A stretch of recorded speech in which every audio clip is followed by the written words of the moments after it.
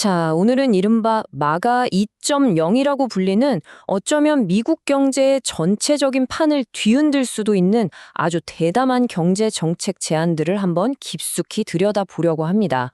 이 계획이 가져올 미래를 딱 한마디로 예측하면 이렇습니다. 자산 소유자들을 위한 황금기. 아니, 도대체 어떤 계획이길래 이렇게까지 자신하는 걸까요? 지금부터 그 내용을 하나하나 뜯어보겠습니다. 좋습니다. 이 계획의 첫 번째 핵심이죠. 현재 미국 주택 시장을 말 그대로 꽁꽁 얼어붙게 만든 이 거대한 문제를 과연 어떻게 풀려고 하는지 바로 여기서부터 시작해보죠. 문제의 근원을 파고들면 바로 이 잠김 효과라는 게 나옵니다. 이게 뭐냐면요. 아주 간단해요. 예전에 3% 같은 초저금리로 주택담보대출을 받은 집주인들이 있잖아요.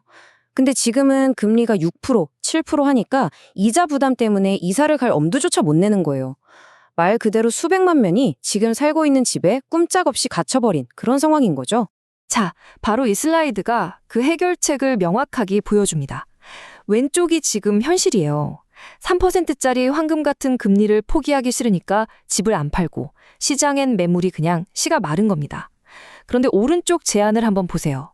모기지 이동성이라는 개념을 도입해서 내가 지금 가지고 있는 이 낮은 이자율을 이사갈 새 집으로 그대로 가져갈 수 있게 해주자는 겁니다.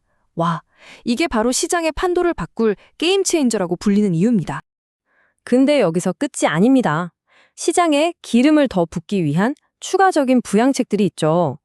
생애 최초 주택 구매자에게는 계약금을 거의 0% 수준으로 낮춰주고 나중에 그 집을 팔 때 세금도 면제해줍니다. 심지어 집주인이 세입자한테 집을 팔면 세금 혜택을 주고요.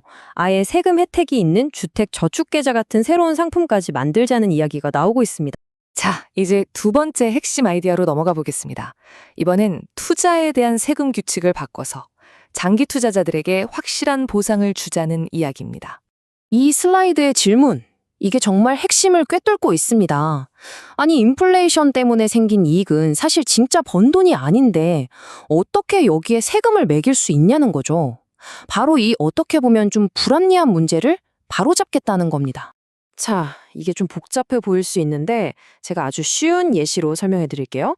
1단계, 100달러의 주식을 샀다고 칩시다. 그리고 10년이 지나서 200달러가 됐어요.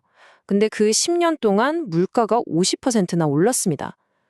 자, 현재 시스템에서는요, 액면 그대로 100달러 올랐으니까 그 100달러 전체에 대해 세금을 내야 해요. 하지만 이 새로운 시스템에서는 원래 내가 샀던 가격 100달러를 물가 상승률을 반영해서 150달러로 다시 계산해 줍니다. 그럼 결과는 어떻게 될까요? 맞습니다. 내 진짜 이익인 50달러에 대해서만 세금을 내면 되는 거죠. 세금 부담이 말 그대로 절반으로 뚝 떨어지는 겁니다. 그리고 장기 투자를 장려하기 위한 또 하나의 카드가 있습니다.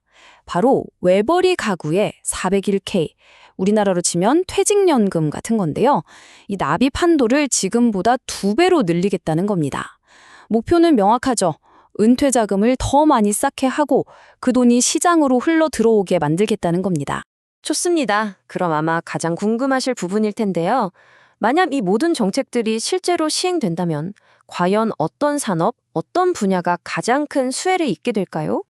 자, 이 표가 그 전망을 한눈에 보여주고 있습니다. 한번 보시죠. 일단 주택 거래가 폭발적으로 늘어날 테니 주택 건설 업체들은 강력 매수 의견이 나오고 있고요. 진로 같은 부동산 기술, 이른바 프롭테크 기업들도 당연히 웃게 되겠죠. 또 사람들이 이사를 많이 다니면 자연스럽게 리모델링 수요가 늘어날 거고요.